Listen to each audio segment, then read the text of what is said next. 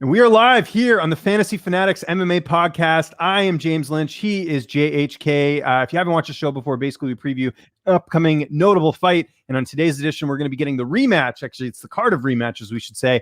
It is Deiveson Figueiredo and Brandon Moreno, the flyweight title fight. We're going to be previewing that here today. Before we get into everything, just a quick housekeeping notes. Download the Fantasy Fanatics MMA app. You can put your picks in there. You can go toe-to-toe with us. You can make fun of us if we get some picks wrong. It's a great incentive to join the Fantasy Fanatics MMA community that we have over there. And it's a great app. I've bragged about it a bunch of times. Check it out for yourself, and then you can come back to me and tell you that James told you so. Yeah, and make sure you hit the like button, hit the subscribe button on this video. We're a little late today. Totally my fault. JHK is off the hook here. But yeah, I had some issues in the interview. But John, how are you doing, man? Good, man. You know, life goes on. But yeah, I'm excited to talk about this fight, man, because it's a rematch, and I always love rematches. Yes, it's the theme of rematches. We talked about Adesanya and Vettori a couple of weeks ago. This week, it is Deiveson Figueiredo, Brandon Moreno. So no-brainer to do this rematch. I mean, you could say that about the main event. I mean, there was some, obviously some issues. Maybe Robert Whittaker should have got the shot. We already discussed all that. But this one made total sense. The last fight ended in a draw. You got to do the rematch, right? I don't think there's anyone disputing that. And one of the best, not only one of the best fights of last year, maybe one of the best flyweight fights of all time is what we saw last year between Deiveson Figueiredo and Brandon Moreno. It ended up as a majority draw, like we said. Really, really awesome matchup. And now we're going to get some clarity on who is the best fighter there. Of course, it was a low blow that caused the fight to be a draw. Yeah, so there we are. Here we are with the rematch. Let's start first with the champ, Deiveson Figueiredo, as we get into this. 33 years old, 5'5" with the 68-inch reach, is look great. I mean, outside of just the one loss to Yusir Formiga back in March of 2019, he's been pretty much undefeated his entire career. Now, there is one fight, and I'll get to it in a little bit, where you could sort of argue maybe that should have gone the other way. But in general, this look great. Finishes over Alex Perez, back-to-back finishes over Joseph Benavidez. In fact, he would have won the title the first time against Benavidez had he not missed weight. Had the guillotine choke over Tim Elliott before that.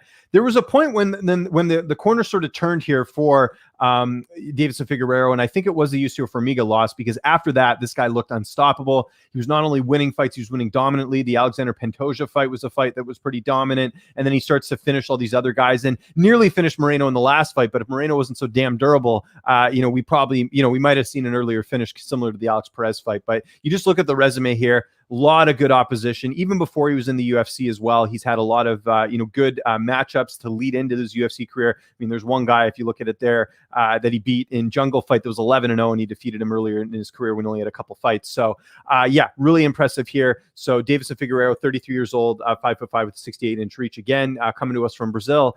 Your thoughts on the champ, John? Really tall task here for Brandon Moreno to defeat the champ. Yeah, Figgy, man, he's an enforcer. He's a world beater. He's a steamroller, man. Just the way he fights, it's you cannot be a fan of Figgy. You know what I mean? Like he goes in there and he's all in. Every shot is to kill, and that's something that we should like recognize every time he fights and just be in awe of that, because man. Like, how could you go 25 minutes when you're just throwing everything into every punch? That we rarely see that. Have you ever seen a fighter fight like him? Can you pick anybody in the past? No. Yeah, he does have a pretty unique style. Now that you mention it, it's a bit of everything, right? Like he's good everywhere. And in fact, someone was asking me the other day on my live chat, like, who's the most well-rounded fighter? Davidson's got to be up there, right? He's good everywhere. He is good everywhere. Only thing that maybe you could kind of critique is his takedowns, because he doesn't really go for many takedowns. He does go for takedowns, but it's not many. He's not really too successful in it. But yeah, Figueiredo, man. For me, I didn't really pick up on him until the Formiga loss. Mm-hmm. After, when I saw that fight, I was like, okay, I got to watch this guy one more time because I want to see what he can do. Can he come back from a loss? Because I believe that was his first loss as a professional, right? It was the Formiga loss. Yeah, exactly. Yeah, it's crazy. Yeah. So after that first loss, I think he's always had some kind of problems with his weight cut too, like from the past, right? He's missed weight a few times. Yeah, I'm just going to do a quick check here. I believe he's missed weight a few times. I know he missed it. Well, we know he missed it for sure against Benavidez. Yeah, I'm just looking here. I'm trying to remember. I don't know off the top of my head, but the Benavidez one obviously was the biggest one because that was the first opportunity he had at a title. And it was one of those weird scenarios where like he won, but he couldn't get the title because he missed weight, which was, by the way, the right call. I mean, you should not, if you're doing something wrong, you should not get rewarded for that. So that's good to do as well. And that's another thing too, is like I think like earlier in his career with the UFC, he had problems with his weight cuts. And you seen him, he was drained. He's a big dude for flyweight too. I think he could fight at bantamweight, to be honest with you. Oh, easily. Yeah, no, I completely agree with that. And the other thing we got to talk about with him as well is just the fact that I think he silenced those critics of, having bad weight cuts, because he had to fight Moreno on short notice. Now Moreno did as well, right? I mean, they had to, I forget which fight got pulled off there, but they got slotted into that spot. And so it was a case of where, actually, was it Chimaev and Edwards? I think was the fight that they moved. I can't remember, but I think that was it. But anyways, kind of what I'm getting at here is that Figueiredo was on short notice. Everyone was worried about the weight cut, and he made weight, John. That was huge. I mean, that in itself was probably bigger than the fight, just in the sense that, he needed to make weight just to show that he could do it, and he did it on shorter notice. So hopefully with them having plenty of notice for this fight, I mean, this fight was announced ages ago. You wouldn't think the weight cut's even going to be a factor in this fight. Is that kind of what you're thinking too? Yeah, I'm thinking exactly that. I think that he has enough money now. Remember before the title fights against Benavidez, he was talking about how he didn't have like a professional camp around him. But after he won the title, he had some money, he invested in himself. And I think that that's going to be a major factor heading into the rematch, him having everything in control. And and he has a very good camp around it. It might be a small team, but a very good camp. So that's Deiveson Figueiredo. The one fight I did want to point out was that fight against Jared Brooks. And if that name doesn't sound familiar to the average fan, Jared Brooks fought in the UFC for a while. Kind of got screwed, if we're being honest here. He was one of the few fighters who was not re-signed to the UFC. Jared Brooks, that is, he wasn't signed off a win. It was just pretty crazy. I mean, that doesn't happen too often. But if you go look at MMA decisions right now, I'm going to quickly read this. So this fight took place October 28, 2017 in Brazil. This is key here because, again, Figueiredo Brazilian, Jared Brooks American.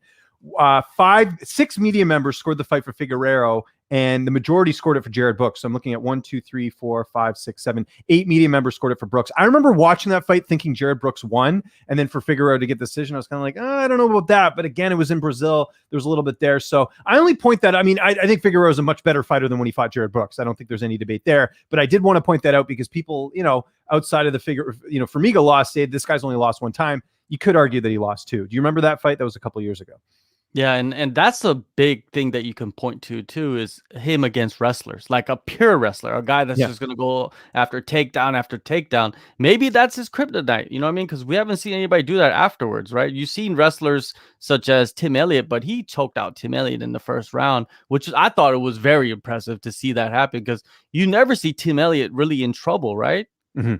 And and he's a submission artist himself, so you would think he would be able to get out of everything, but man, he choked him out in 3 minutes. It was pretty impressive performance. Actually, I'm going to step back here for a second because I just remembered. So Tim Elliott actually has lost a few times kind of unexpectedly by submission. Brandon Royval was one, and Ben Nguyen was the other one. So I will give him the credit, though, because, again, he sort of started the trend here as far as submitting Tim Elliott. But, I mean, to finish like an Alex Perez, for example, who I don't think had been finished to that point. Actually, Benavidez finished him, but not by submission.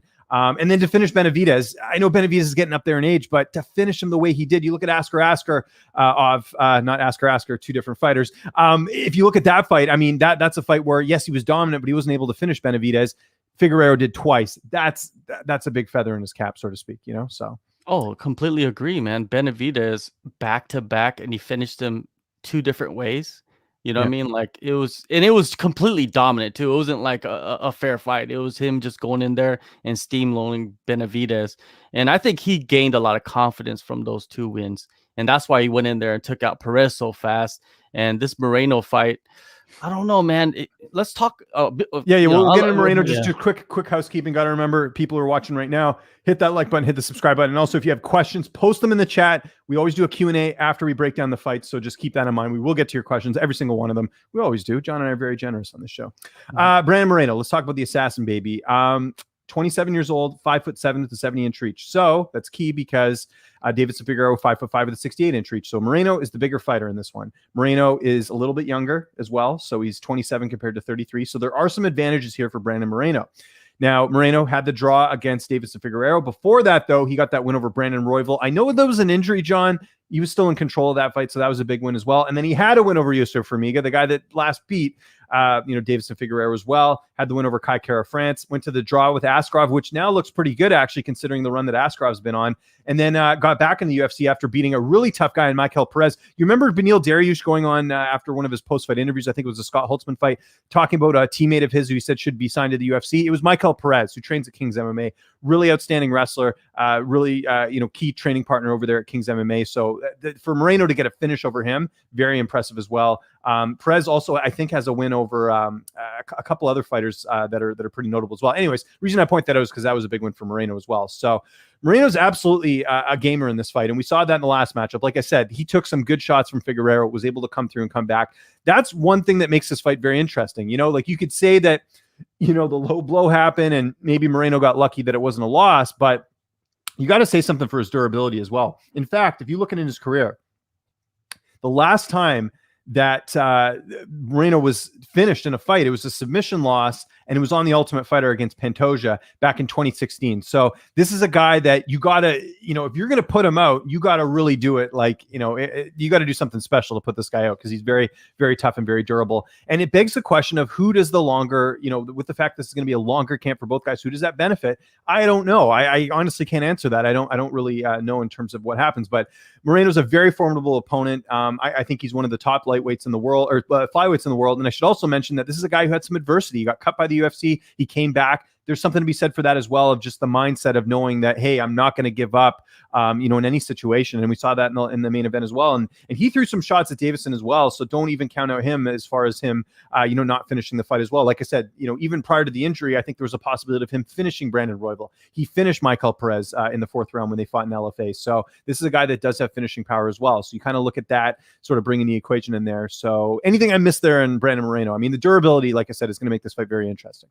And also his awkward style too, you know what I mean? And his length and his movement. It's something I think Figueiredo started to pick up towards the end of the fight, but couldn't figure out fully. You know what I mean? And I feel like heading into this fight, he's gonna have some time to study him and maybe figure it out earlier. Who knows? But also Brandon Moreno has time, you know what I mean, to figure, Deiveson Figueiredo out, because they have so much data on each other, right?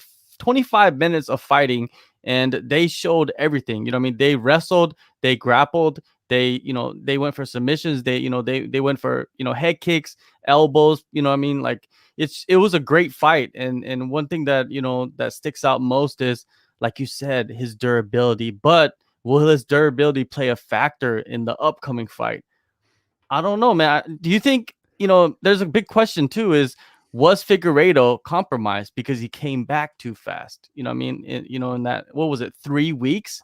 I think it was like 3 weeks or something like that. So I don't, there's a lot of questions, man. A lot of questions heading to this fight. But one thing about Brandon Moreno, he's going to be game and he's going to go for the kill. I think that this is probably his last chance at a title, at a title fight. And he needs to go for it, man. He needs to go hard at Figueiredo.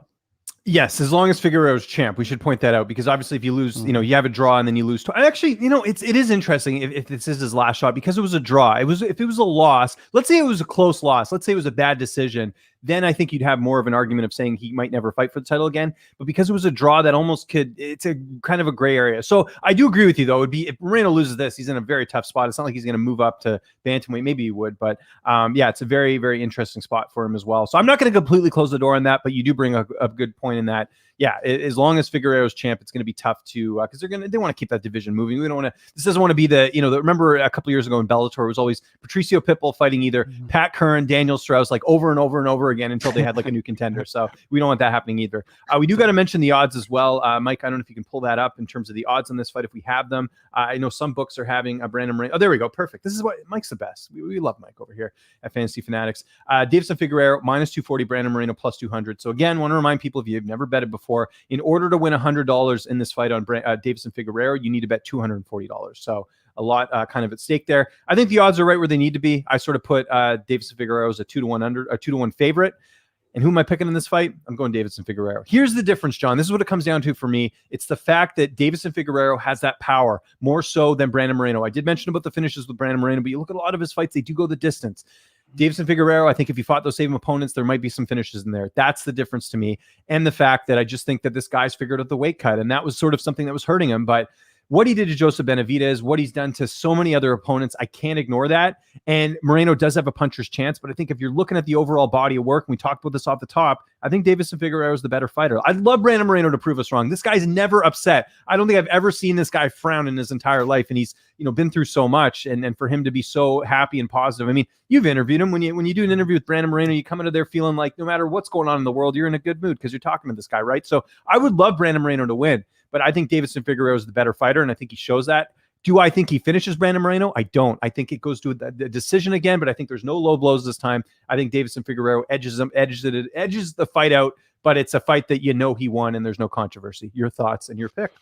Let's play MMA math, right? Yeah, okay. I love it. Yeah. Only loss is to Deiveson Figueiredo. Formiga, yes. Formiga. You got cut, by the way, which is crazy. It was a UD, unanimous decision, and Brandon Moreno, unanimous decision over Formiga.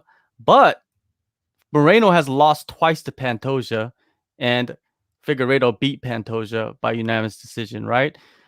You can't count none of those fights in here, right? It doesn't matter, those fights, right? MMA math does not work at all, because we've seen it happen over and over again where you think you know something, but you really don't know, right? Especially with prior matchups. Now, with this fight, Brandon Moreno, man, he's just so awkward and difficult to figure out, I think. And in a rematch, I think that it's going to play out pretty much the same way. But for Moreno to win, he needs to wrestle. He needs to wrestle a lot against Figueiredo. Because we've seen Figueiredo. He gets tired. And what's the best way to get somebody tired is to wrestle with them, to grapple with them, right? Don't stand there and try to strike with them. And we know that Moreno can take him down because he took him down a few times in the first fight, right? And he controlled him, I believe, in the third round or the fourth round. I think the third round, right? He had a couple takedowns and he controlled him in the second during the second takedown. So we know he's capable of it. So that's what he needs to do if he goes into this fight. But I don't think he's going to do that. I think he's going to go in there and try to prove a point and try to strike with them again. And that's not going to play out well for Brandon Moreno, because why? Figueiredo, he's a striker. And like I said earlier, he's a striker that's going to throw everything into every punch, every kick, every elbow. And I feel like this fight coming up with time to prepare and with the weight cut, done properly, he's going to go in there and knock him out. I think that's what's going to happen. I think they're going to brawl. So John's going knockout. I'm going decision. I think they're going to brawl. I think it's going to be a brawl, but a technical brawl, and they're going to beat each other up. But I think Figueiredo's going to figure him out within the 3 rounds. I think that he's going to end up knocking him out like that. So that's my pick. Figueiredo, man, I'm just a fan of this guy's style, dude. Win or lose this fight, I'll still continue watching him, and I still feel like even if he loses this fight, he's gonna come back and fight for the title again, or he's gonna go up to bantamweight. Like he'll do really well up there too. It doesn't matter. The future is bright for Figgy, even though he's 32 years old. Which is that? Do you think 32 is old for a flyweight? I think it's old. I think you're sort of pushing. I always look at like after 30. I think you're sort of kind of going in that direction of the decline, depending on the fighter, right, in the division. I'd say he's probably fine for a couple more years. Yeah, because he hasn't had brawls. He hasn't taken a ton of damage either. Plus, there's fight years and there's actual years, right? And he hasn't taken like a ton of damage in his career, right? He's not like a Jordan Mean or Rory McDonald or someone like that, right? But I think Moreno's taken more damage throughout his UFC career. Big time. Yeah, for sure. So in fight years, I'd actually say they're probably pretty similar if you look at, the actual age and all that other stuff. One more quick thing before we move on to the questions. Do we have any idea where Brandon's training for this camp? I know he's done some training in the past in California. He's done some in Vegas. I know obviously his home is in Mexico. He has his camp out there. So that could be something interesting to keep an eye on as well. I've been trying to get an interview with Moreno. Haven't had a chance to do that, but hopefully I'll get some insight into the camp because I'm curious about that. Yeah, me too. I've never interviewed Brandon Moreno. I'm trying to get an interview every fight. You know what I mean? So, hopefully we're working on it. John and I are working on it. One of us will get him, I'm sure. Exactly. We'll figure it out. We're always working on that. Friendly competition. That's exactly what it is. No, so but Moreno, he's always training in Tijuana, I believe, right? That's his camp. And they got, both of these guys are very unique in that aspect. It's like they're two of the best fighters in the division in the biggest promotion in the world, and they come from smaller camps. You know what I mean? So they're proving to everybody that you don't need to be in a big camp to be successful. You know what I mean? You could be in a small camp that's like focused around you. And yeah. So anyways, yeah, I don't know where he's training. Maybe we gotta watch another. I've seen somebody did who did an interview with him. I forgot, but somebody did. Did Mike Heckman interviewed him? I have to double check. Maybe, I have to go look maybe. and see what's going on there. So we'll check that out as well, too. So yeah, we'll keep tabs on that as well. Just again, another little tidbit that could be of use to you when it comes to picking this fight.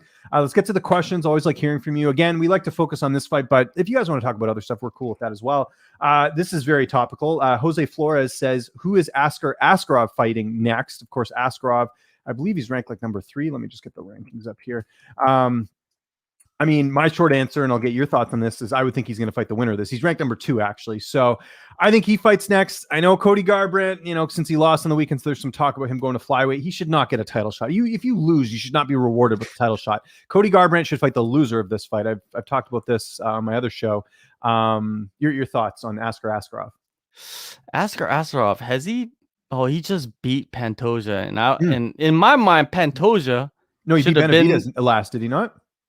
Oh, he did beat Benavidez. So he beat Benavidez and Pantoja back to back, and I feel like and he beat Tim Elliott before that. Yeah, he's warranted a title shot. I think he should fight the winner And of had a this draw fight. against Moreno, which I mean looks good, right? Because Moreno's fighting Yeah, for the title. So exactly, man. So he's undefeated in the UFC. So if he's undefeated, they could sell it. You remember when wasn't Alex Perez undefeated when he fought Figueiredo no, in because the UFC? because he had that one blemish against Joseph Benavidez. Remember, he got absolutely destroyed in Okay, that fight. It was okay, weird. but It was he one of was. those. It was. By the way, I just got to point this out because it was like the Edson Barbosa, Dan Hooker thing, where like Barbosa demolished Dan Hooker and then Dan Hooker demolished Ala Quinta. It was like Alex Perez did that to Jose Shorty Torres, and then the fight later he got absolutely demolished by Joseph Benavidez. It's one of those weird things that happens every now and then in MMA. So Yeah, so he's only had a couple losses. I think they could push Askar Askarov for the winner of this fight. He should be campaigning right now online. He doesn't need to. Look who his Something. manager is. He'll get the title shot. Oh, his manager's Ali? He is. Yeah. Okay. Which So is why yeah, I can't get an interview with him. So, yeah. but I think he's. I don't think he speaks much English. And is he not? I believe he's a little deaf. Is he not? Or he is deaf? I don't know. I've never heard Read that something before. about that. But anyways, Oh, is I'll that have okay? to look into that. Maybe I'm. Yeah, Just but Askar Askarov, the way that the UFC works sometimes, I would be surprised if Cody got the shot. Cody got the shot next. I just wouldn't be surprised. If I was the winner of this title fight, I would be pushing to fight Cody. Because Cody's just a bigger name. He just draws more attention. You know what I mean? Who would you rather fight, Askar Askarov or Cody? If the UFC gave you a things choice, get interesting. They have the same manager. If you're Askar Askarov and you see Cody get the shot, I'd be pissed. You would be pissed. But the thing is, like, they would have to explain to him exactly why you didn't get the title shot, and most likely you're gonna have to fight someone else. Yeah, here's this guy who lost decisively. He's getting the shot over you, but it's because he has a bigger name. So there. Exactly. It's the game of money. That's what it is. Sticking in this division, another question here from Jose Flores. Thoughts on Amir Albazi and Ode Osborne? Yeah, I don't get the matchmaking. Like, I guess I get it because Osborne's already lost one fight, and so they're kind of like, it's one of those who's the better prospect fight, right? Like Amir Albazi is another, like, right, because they're both pretty similar in age, right? Let me just look this up here. In the flyweight division, right? These are two. So Albazi is 20. Okay, so Albazi's not that young. He's 27, and he's taking on Ode Osborne, who is 29. Okay, so they're not that young. I just sort of meant in the UFC years, they're sort of young because they've only got 2 fights for Albazi and just a couple fights here for 2 fights for Osborne. So it kind of reminds me of, like I said, a couple of years ago when they had, Grant Dawson fight Mike Trezano. Right now they've got Macy Barber fighting Miranda Maverick. Like they're trying to get these sort of younger fighters and trying to say, ooh, who's the better prospect? So, interesting fight. My early pick on that one, I kind of feel like Albazi's got a little bit more upside, but we'll see. Ode Osborne looked great in his last fight, so we'll see. Your thoughts on that matchup? I don't like it. I think Albazi, he's ranked 15. He should fight somebody above. You know what I mean? He's not like he's coming off a loss. He's undefeated in the UFC. He's 2-0, right? Yeah. With good wins. First one was a triangle submission over Malcolm Gordon. Decent win. The second win was against man, I don't want to even butcher his name, but I think he's from Kazakhstan. He's a really good fighter. So I think he should fight somebody that's above him. You know what I mean? Mateus Nikolai. That would be a good matchup. He's ranked number 14. Damarji, he's not bad. You know what I mean? That's a good matchup too. You know what I mean? I think he should be tested. I don't think he should be fighting a contender series guy that has already lost in the UFC. You know Totally what I mean? with you there. Might be a case of guys not wanting to fight him or whatever, like Islam Makhachev, right? How he's fighting Thiago Moises. Poor guy. I mean, a win over Moises does absolutely nothing for him at this point. Not much anyways, right? Because he's fighting a guy who's not ranked. So it could be a similar situation. But yeah, I'm not a fan of this. And that gets to our next question. Not going to read the name because obviously it's not very, but he says, what are your thoughts on Brendan Allen versus Puna Soriano? So if you missed it yesterday, John, I had the breaking news and Mike Heck picked up the ball. It was like Carl Malone or John Stockton versus Carl Malone yesterday. So I reported that Anthony Hernandez was out of his fight with Puna Soriano, which that was a dumb fight too. Like they're friends. They train together. Why are you doing that fight together? And now Brendan Allen's fighting. I got to be honest. I get Brendan for wanting to keep active, but this doesn't really make a lot of sense to me. Puna's got 2 wins in the octagon. And Brennan's got a lot more. And Brennan's coming off a big win in his last fight. He lost the fight before that to Strickland. Why is he fighting Puna? Like, unless they just needed someone. But like Brennan, I think, is ahead of Puna at this point in the octagon. And they're both pretty young guys. Brennan's like 25, and Puna's, I want to say 28, 29. Let me just do a quick search here. Yeah, I don't know. Yeah, 28. Yeah, so yeah, I don't get the matchmaking there unless they just needed someone. Because if it was reverse, I could understand it. If Allen's opponent dropped out and Puna stepped in on short notice and they fought, I could understand it that way. But it's weird. Like, it just seems like Allen wants to stay active. You know what I mean? Because his last fight, it was a first round heel hook finish. He didn't take no damage in that. It was pretty easy for him, right? Yeah. But this fight, I feel like it's really dangerous for him, man. Big time. Puna's got that knockout power. I mean, Dusko has never been knocked out, right? And he finished him early. And you know, he throws bombs. But here's the thing with Puna, it's like, you know, if the fight does go past the first round, how does it go? Remember on Contender Series, he didn't have that great of a performance. So he fought Jamie Pickett, right? And that fight went the distance. And it was so funny because like Dana's like, you can't go the decision. And then here's Puna going the decision. He gets signed. But I'm happy for Puna. He deserves it. I'm not trying to slight Puna. I'm just slighting Dana White's selection process, you know, passing on a guy like Anthony Romero. And then, you know, Puna gets a call. But yeah, it's a little weird. It is risky for both guys, I think, because for Puna, he's, you know, in a good spot coming off that big win. For Brennan, I mean, he just got back on the horse, so to speak, after that brutal loss to Sean Strickland. So it's like, yeah, again, I don't really understand. Like, this is where, like, okay, you've got a guy, and you know, I'm not being biased here, but maybe we can get an outside perspective here from you. Like, Aaron Jeffrey is on Contender Series. He should not have to be on Contender Series. He's won 3 straight fights, you know, by finish. Actually, no, his last fight was a decision win over Colin Huckbody. But like, here's a guy that's young. He had to fight Brendan Allen on Contender Series, and he lost, which was just like a death sentence because it was just too much of a step up at that point. Aaron's won a couple fights. Aaron should be fighting Puna. That makes more sense than Brendan, who's already had a couple more fights than Puna in the octagon. So, I mean, I understand it if Brendan wants to keep active, but it's a risky fight for him with not a lot of upside. Whereas for Puna, there's way more upside for him, in my opinion. To beat Brendan Allen, this is a guy who beat Kevin Holland. Like, there's a lot that goes into a win over Brendan Allen. Your thoughts on that? The thing is, I think like when Hernandez had to step away from this fight, I think the UFC kind of spread the word out to managers and management and said, hey, does anybody want to take this fight? If nobody wanted to take the fight, I feel like then they would pick Jeffrey to come in because he's already in Las Vegas. He's training. I've seen him, you know, what is he at Syndicate? Is he at Syndicate? Yeah, he's at Syndicate getting ready, you know what I mean, for a late notice fight. I just think that Brendan Allen just raised his hand and the UFC said, all right, step in, man. Let's see what you can do. And I think that this is a win-win situation for Soriano. The reason why is Allen, we already know what he's going to do. He's going to try to take you down and choke you out or take your leg or whatever. You know what I mean? If Puna can, you know, pass that, you know what I mean? You know, defend the takedown, even go to the ground and defend, you know, the submissions and stand back up and knock him out.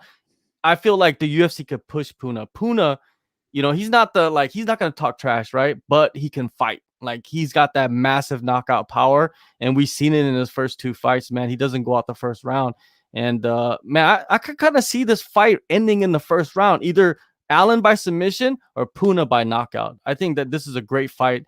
It's going to be action. It's going to be great. It's going to be fun. The fight itself's great. I just kind of don't know where, like, you know, obviously for Puna, there's a lot of upside. For Brendan, it's like, yeah, I guess if you get the win, you stay active, but it's I don't know. Again, like, you're building up certain fighters. This is what I don't get. Like, how come Sean O'Malley gets to fight Louis Smolka and Brendan has to fight, like, you know what I mean? Like, they're both young guys. You'd think they want to build them up. I know O'Malley's obviously more appealing and he's a bigger marketing machine, so to speak, than Brendan Allen, but that's where I kind of shake my head a little bit. Okay, next question. How much do you know about Sasha Palnikov's next opponent, Ramiz Brahimaj, and obvious strengths and weaknesses. Well, I know Ramiz very well. He's a Fortis MMA product. Had a really tough fight in his debut against Max Griffin, where his ear exploded. You remember that fight? Yeah. Yeah, let me just see. And I don't think he's fought since then, right? Or did he have a fight? I'm just trying to remember. No, he hasn't fought. He's sat out the whole time. Yeah, so he's been out since that fight, and that was in November of last year. So a bit of a layoff here, taking on Sasha, who's 6-3 record. Sasha lost his last fight to Impa Kasane, got submitted in the second round. I actually think this is kind of good matchmaking here because it's kind of a good test for both guys to see where they fit, right? Sasha's training in Vegas at Syndicate, if I'm not mistaken, and then Ramiz, like I said, Fortis MMA, great camp. Good test for both guys. In terms of strength and weaknesses, if you look at Brahimaj's resume, a lot of submission victories, so the ground game is up to par. The question is, how's the stand-up? He struggled a bit against Max Griffin in that fight. I feel like that was a short notice fight against Griffin, if I'm not mistaken, or something. Maybe I'm wrong on that, but so Ramiz obviously pretty solid, and then for Sasha, I mean, he's got a great stand up as well, a lot of finishes. So it's kind of your striker versus grappler matchup, but good test for both guys. Ramiz is how much younger? He's 28. Sasha is 32. So yeah, a little bit of a advantage there, youth advantage there for Ramiz in that fight. What do you think of the fight? I think Ramiz, I interviewed him when he was about to debut, and he got COVID. Remember, in the beginning of COVID, and that really messed him up for a while. And then he was supposed to fight Miguel Peza, and that got canceled. Then he was supposed to fight Sato, that got canceled, and then he got I think he got COVID, and then they just delayed it to Max Griffin. And I thought that, man, for his debut, Max Griffin he's a tough fight for anybody to debut against, right? I don't understand that matchup, that matchmaking, but if you're Max Griffin, you're going to take that fight because he's a guy entering the UFC on a long layoff. Why would you not take it? That's a good paycheck for him. And what did he do? He goes in there and blows his ear off, right? Like a shotgun. So, so I think it's a good matchup. Like you said earlier, these guys are kind of similar in where they are in their career. Sasha's a striker. Ramiz is a ground specialist. So basically, who can go where they need to go to win the fight, right? If Sasha could keep it standing, I think he's going to be able to do that. I think his wrestling is good enough. He trains with a lot of wrestlers. One of his main training partners is Sean Strickland. You know what I mean? Yeah. And you've seen that guy can, he could just keep the fight on his feet and just beat you up like a punching bag. So I think this is a fun fight. I think it's a good fight for both guys, and maybe it'll decide on like what the trajectory of each fighter's career will be, this fight. We got another question here from Antoine Willis. I hope I'm saying that right. Antoine is always on my live chat, so thanks for joining this one, man. He says, morning, guys. I saw people saying a rematch like this usually favors the champion, but would you say Brandon has the advantage knowing he can eat the shots and take him down? That's a great point. Well, we talked about the rest. It just depends on the game plan, right? It's like, it reminds me a bit of like, when Cowboy fought McGregor. Like, why would you stand and trade with McGregor when you know that you probably have a better shot on the ground? And, I know you want to be a crowd pleaser. It just depends on what type of game plan he has. But to answer your question, Brandon absolutely could win this fight. In terms of who it favors, I mean, yeah, I think, well, here's the thing. Had that low blow not happened, Figueiredo was going to win the fight. So I think from that perspective, I think that favors Figueiredo. But your thoughts? The thing about what he just said is like, does he have the advantage knowing he can eat his shots? If he knows that he can eat his shots, will he put himself in more danger? That's not a good idea against Figueiredo. If you're going to do that, you're going to get knocked out. And that's what I think is going to happen. That's why I picked Figueiredo to knock him out in the first 3 rounds, because I think Moreno, he's a tough dude, and he's taking a lot of damage, and he's eating the shots. So he's thinking like, okay, I could eat your shots. So I'm going to, you could throw 1 and I'm going to throw 13. Hopefully the volume kicks up for Brandon Moreno. If it doesn't, man, I don't see him winning this fight, man, at all. I'm with you there.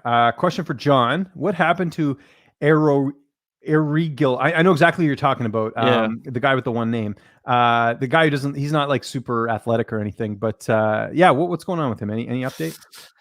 My speculation would be that he's tied up in a contract with Road FC because that's who he fights for, and they probably haven't released him from his contract, so that's why he hasn't signed with the UFC. Because I feel like the UFC would pick him up instantly. Because the guy, he's from China. The UFC is trying to build the Chinese market. He has knockout power. He's fought some decent names. You know what I mean? No one too spectacular.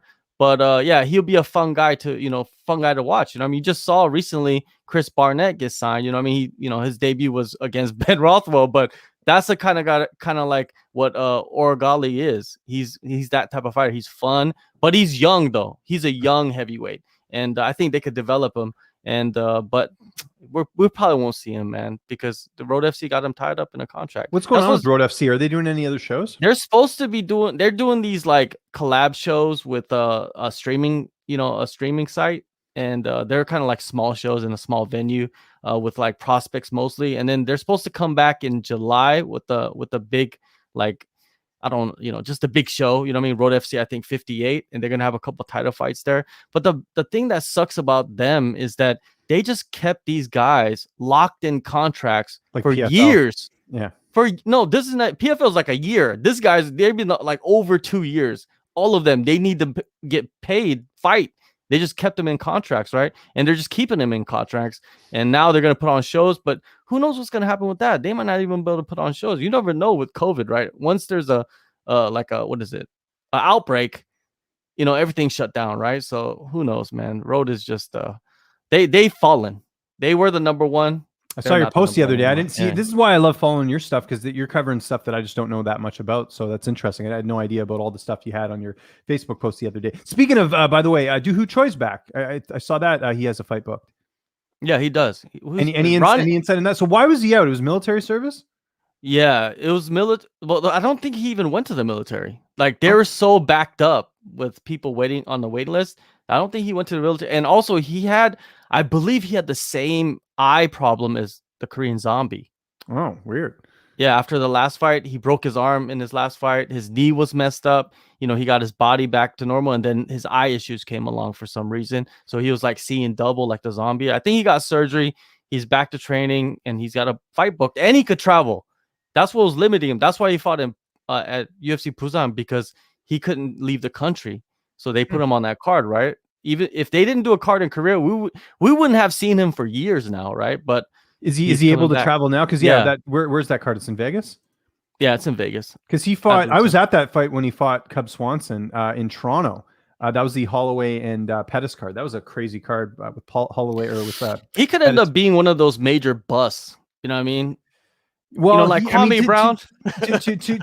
Oh, by the way, side note, I know you're an NBA fan. Kwame Brown, have you been watching his content? Yeah. I've subscribed to his channel now because I love it, dude. Stuff on there. Dude, he is so funny. I'm like, that's like my favorite thing on YouTube right now. Just as a side note, if you haven't seen Kwame Brown on YouTube, he is a bust, but it's been great to watch that as well. But look at this. I mean, he had to fight Swanson, right? That was the step up. He failed that step up. Then he had to fight Stevens, and then Jourdain kind of surprised everyone in that fight too. So, it was interesting. But yeah, he's only 30. Let's see what he's made of. The Danny Chavez. Let's get real here for a second. Like Danny Chavez, good interview and all that. But I mean, this is a fight that wins, I would assume. And Chavez is a guy who's a little bit older, trains at MMA Masters. I think it's potentially a winnable fight here, but we'll see. Danny Chavez has done that before. He was an underdog in his debut, and he came through and got the win. So we will see what happens there. Let's keep it going here with the questions as we took a big sidestep. Do you think Usman doesn't want the Colby fight by trying to fight Michael Chiesa? So my thoughts on that is that I think they use Chiesa as a smoke screen to kind of buy some time. What I think is they're trying to do, if he's wait to see what happens with Diaz and Edwards. If Diaz somehow wins that fight, I think he's obviously going to fight Diaz.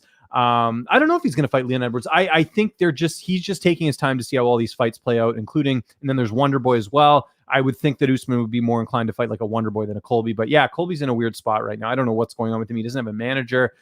Apparently him and Dana are good now, but I don't know. Like, I really don't know what his next move is, because like, who does he even fight at this point? Like, anyone who thinks he's gonna like fight Chimaev or something, like, come on. Like, Colby's smart with his decisions, and he's had to take fights that, like the Lawler fight that was kind of like a risky fight for him, but he ended up coming through. So we'll see what happens. But yeah, I think the whole thing is just politics. But I've said my piece before. I'd like to see the rematch between Colby and Usman just to settle this, put it to bed. If Usman's as good as he says he is, and he has looked great. I mean, I'll give him his credit. He's one of the best fighters in the UFC right now. Fight Colby again, finish him again, and then you can move on. Why let this linger? It just doesn't make sense to me. Colby's doing like this NBA lockout style negotiations, which is not going to work out for him, right? He's going to end up sitting out too long, and they're going to just remove him from the rankings. I'm waiting for that to happen. If he doesn't get booked in a fight in the next six months or 3 months, I can see the UFC just saying, hey, you're not going to fight. We're just going to take you out the rankings, and we're going to release you too. You know what I mean? Yeah. Like that could happen. You never There's know. a You know what couple I mean? options here for him. Actually, now that I think about it, like, why doesn't he fight Masvidal? Like, that's that's That's the a fight. That's the yeah. fight. You're right. That's the fight. Masvidal. If you can't fight Usman, you fight Masvidal. Because why? That's the biggest fight in the division for you, and that's gonna draw the biggest eyes. And if you go knockout or smash Masvidal, then you could call for Usman, and Usman's gotta oblige. You know what I mean? Like he has nothing else to say. But yeah, with Usman, I think that he's just like you said, he's just stalling out. He's just like, okay, I got all the marbles right now. I've pretty much beaten everybody. Let's see who's gonna be able to give me the most money, most bang for my buck. You know, when I defend the title again. For sure. One more question we had as well. Not one more. We got plenty of questions here. James says, "What do you make of the John Jones situation? That is getting weirder by the day." Did you see the tweet today where he's like, "I might not come back a year from now"? Yeah, I don't Like, know. this I guy's don't got to know. get good. We've said this. I feel like we talk about this every week, but I'll say it again for the people in the back in case you haven't heard it. John Jones needs to get with proper established management. Like, nothing against First Round, they do a good job with their fighters, but like at like a global management company, like a CAA or something that's like a really like big powerhouse management company, like a Vayner Sports or something. And then they need to sit down and crunch the numbers. And he's got to fight again because he's just wasting the years. He's already wasted time with the steroid stuff and everything else he's had to deal with. And now he's going to sit out longer because he wants to bulk up. And John's like, I need to take my time. John, you only have a window in the sport so long. Like, eventually it's going to catch up to you. And if he takes another year off, I mean, that's going to be detrimental to his career. The time is now to fight. And I know I'm a guy just behind the camera saying this, but I mean, we've seen time and time again, inactivity can kill fighters. Look at McGregor. He's dealing with that right now. He hasn't fought that much. And, he lost his last fight. So yeah, he's got to figure something out. He's got to try and fight this year. I think otherwise it's going to be really a step back.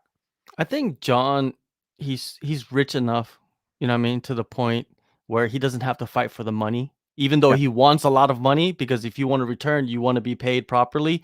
And also he has a legacy. He's one of the greatest ever. You know what I mean? He knows these things. So I don't think he's gonna come back unless he wants to. And if everything's aligned perfectly for him, if he benefits from all of it, right? So I could see him not fighting ever again.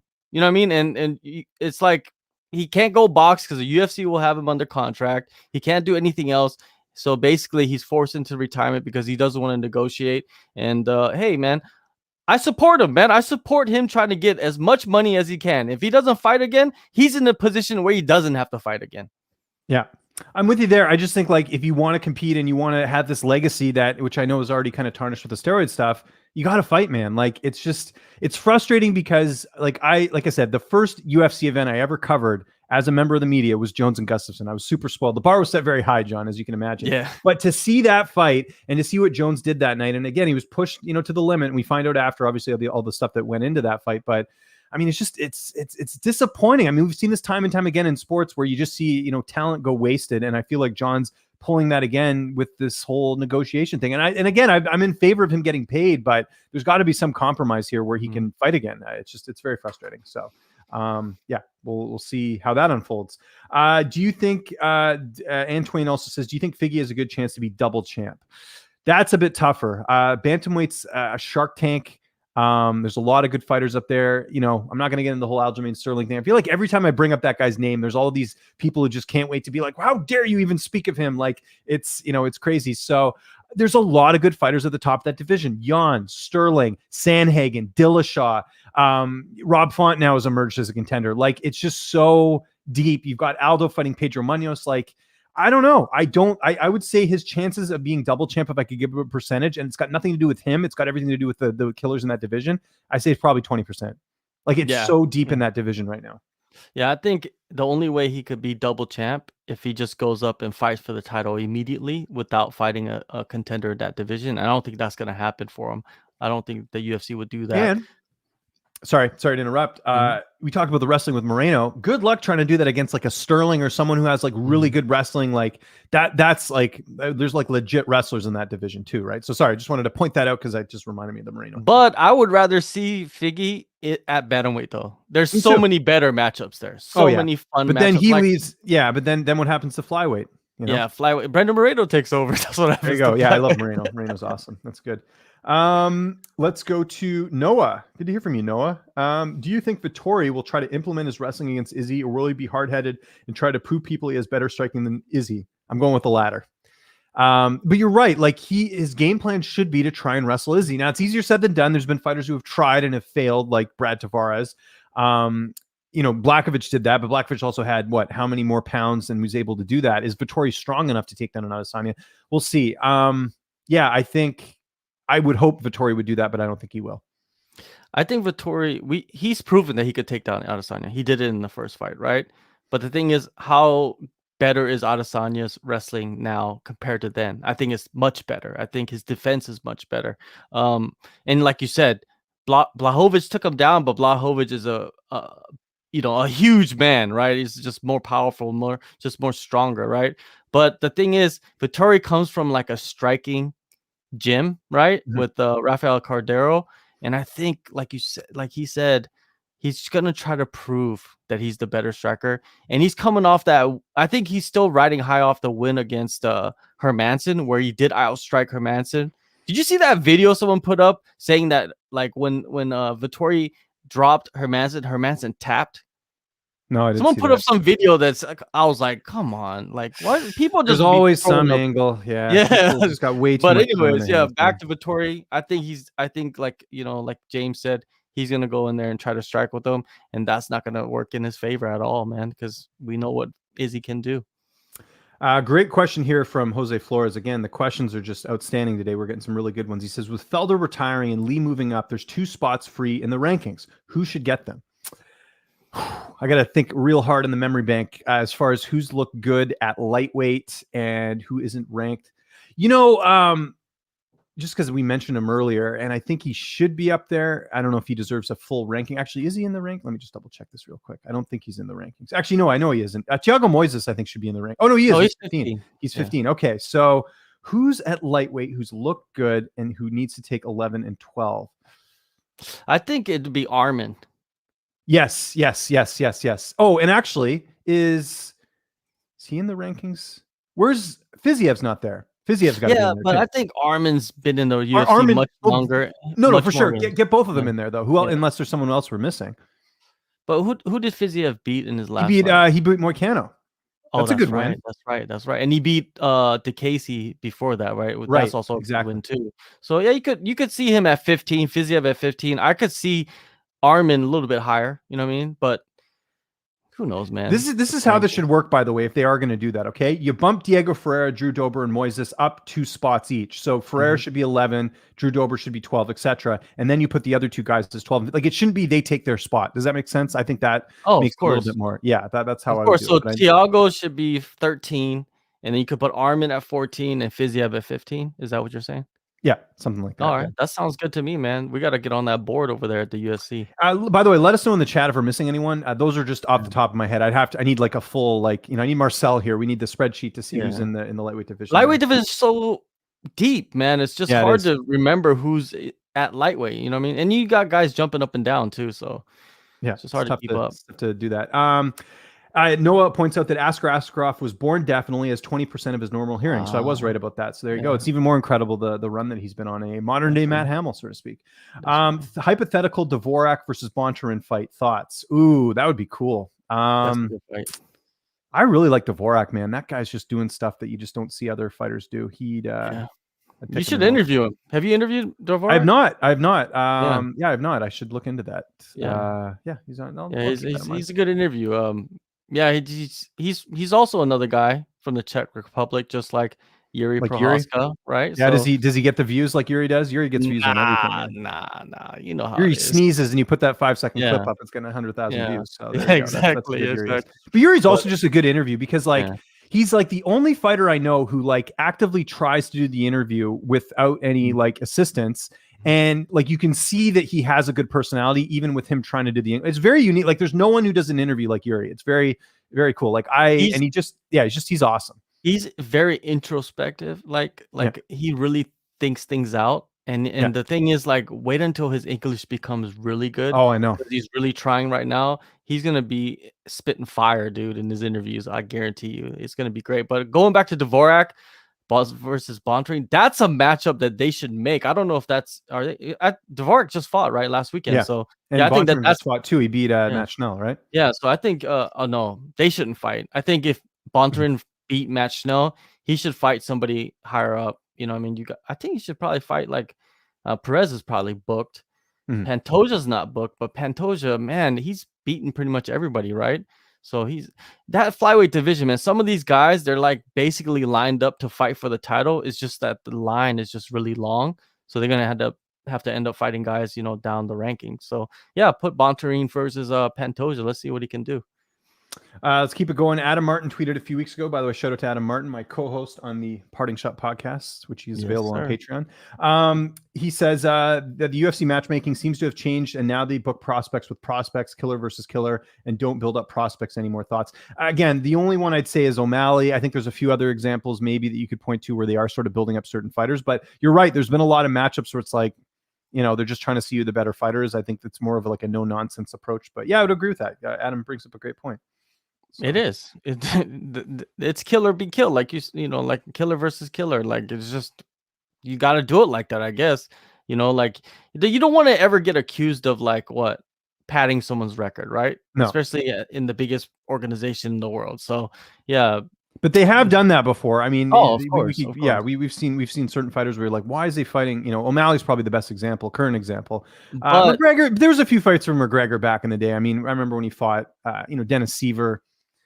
Like, you know, everyone. But after a couple fights, they were like, okay, we're gonna put you in there with the Sharks. You better swim, right? And yes. I mean, yeah, when he finally fought Aldo. Actually, when he fought Poirier, I remember at the time thinking like, okay, this is interesting because Poirier, I think, was decent at the time. So he was. We'll see. Jose also says Hugo Cunha and Martin Budet for Dana White Contender Series on October 12th. Really that far in advance? It's crazy. Fun match between heavyweight grapplers. I haven't seen either of them fight, but I was like seeing prospects, so I will check both of them out. Some interesting choices they've gone with for Contender Series. Aaron Jeffrey, who I mentioned, back on. Jasmine Jazavidius, the Canadian now flyweight prospect. She was at strawweight. She's going to be on there.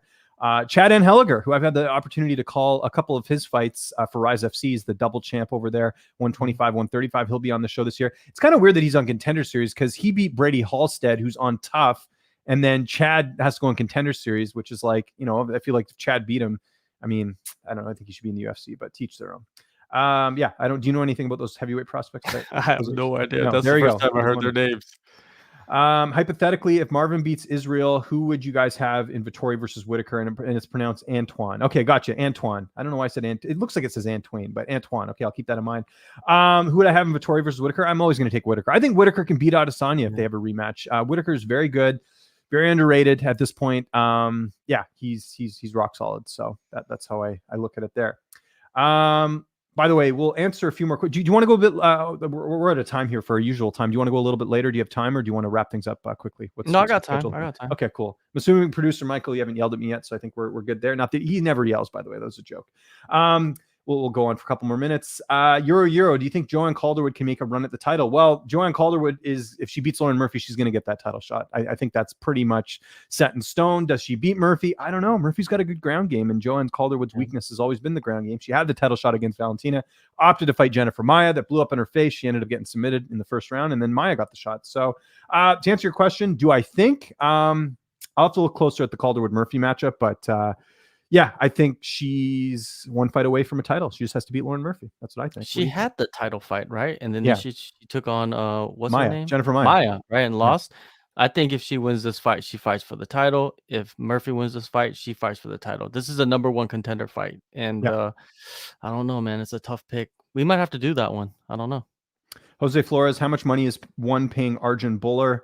Probably a decent amount. Yeah, I mean, remember, he left the UFC off a win, right? And it was his choice to kind of go over there. And honestly, great move on his end, because look, he's going to get more appreciated over there. He's, you know, Indian, Canadian, huge fan base over there that's just going to embrace what he's doing a lot more. UFC fans, they you know, they didn't like his style. He's a wrestler. He's not, you know, he's not getting people out of their seats.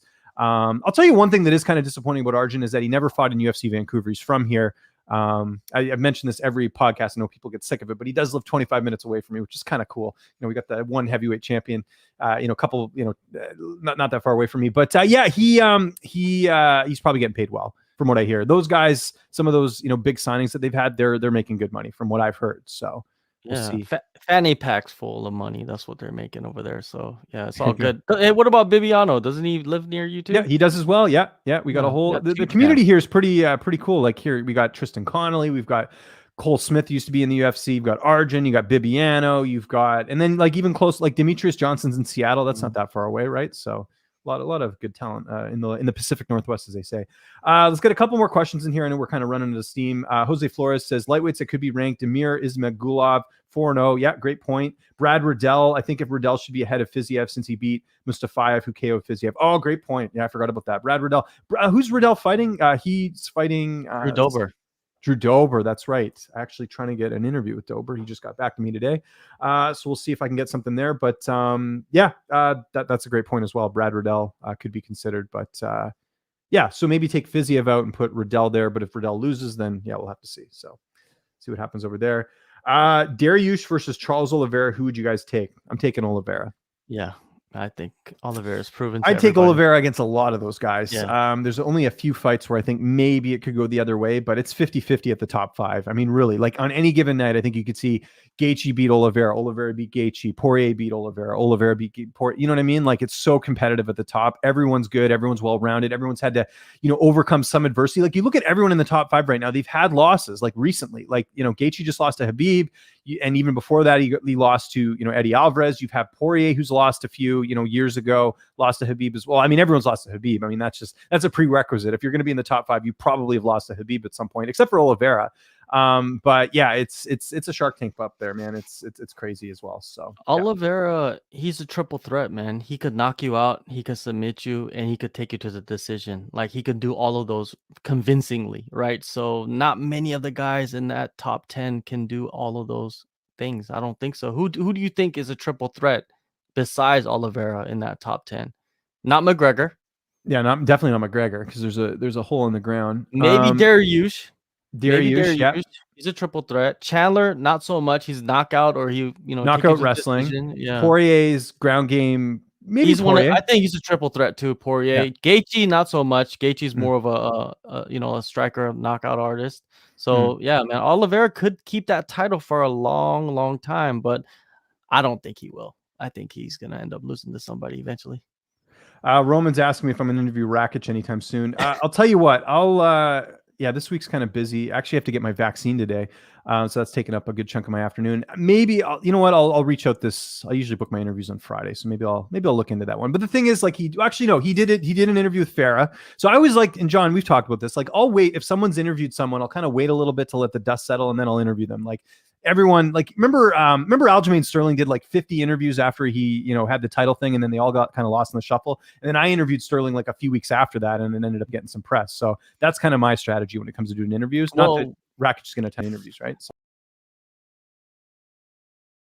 Fight, you got to interview them when you can. 100%. That's different though. But I'm saying, after the fact, because Rakic just won his last fight. He has nothing booked right now. So there you go. Yeah, he doesn't. I don't think he's going to get booked for a while, to be honest with you.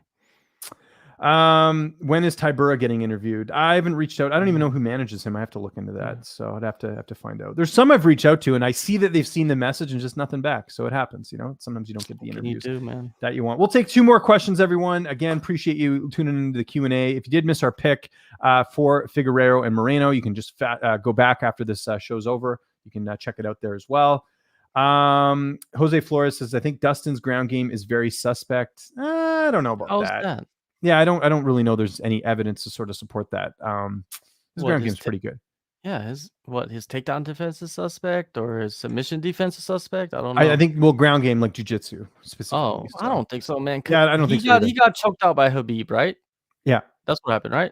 Yeah. A lot of people have been choked out by Habib. Yeah, that's what I was going to say. So I saw some chatter on Twitter the other day about how, would Habib come back and fight Oliveira? And obviously, he's been offered a lot of money. He's not coming back. But there's people that say that, Oliveira might be the guy to beat Habib. And then I always see these Habib fans saying, oh, it's because they hate Habib. They want him to lose. No, you got to give credit to like a guy like Oliveira who just, overcame adversity and had a good performance and won the title. Like, we got to separate these two things. Like, you can't, just because you think that someone has the ability to beat someone doesn't mean you hate the other fighter. Can we stop this nonsense? Like, I see that a lot. And it's mainly with, particular fans of particular fighters. But like, you don't have to, like, not everyone hates a fighter. It's just there's fighters that can win a fight on any given night. So there you go. Roman says, thoughts on Eddie Alvarez saying Justin is a bad matchup for Chandler. I don't think so. I think they're kind pretty of like similar, mirror right? images in a way, you know? Yeah. We'll have to see that. Okay, last question. We'll go to Jose Flores. What is going on with RDA? RDA versus Gillespie next. That makes sense to me. I'd be fine with that. Yeah, What do yeah, you why think? not? Why not? I don't know. RDA's got to get a fight soon here. He beat Felder late last year, and we haven't heard a peep. I know believe he turned down the Makhachev fight, which understandable because here's what Makhachev fans have to realize: Dos Anjos ended up fighting that night. Makhachev didn't. Not Makhachev's fault. I mean, it happens. What was it, COVID or injury or something? I can't remember. So he fights Felder. Dangerous fight on short notice. Didn't have a lot of upside there. Dos Anjos also returning to 155. Was on a losing streak. So he won that fight. He should be rewarded for that. He shouldn't have to fight the guy who's supposed to fight. Like, how is that fair to him to fight Makhachev? So I don't mind that he said no to Makhachev. I know he's a ranked guy, but timing is everything. That's like saying Joanne Calderwood should get the title shot against Valentina because she fought Maya to try and stay active and she lost. Like it's a similar logic in that sense. So Gillespie should be fighting Tony Ferguson next. I think that's the next step. I think that's a big name and a very winnable fight, and that'll launch him into that top. But we know how the top fight's 10. going to go, John. I don't think there's any surprise. And that's I know, why Gillespie should take that fight, because if you think about it, that's a good launching off. I think Tony deserves better at this point. I think he should fight at more of like him rematching Cowboy makes more sense because he's, that fight ended a bit early.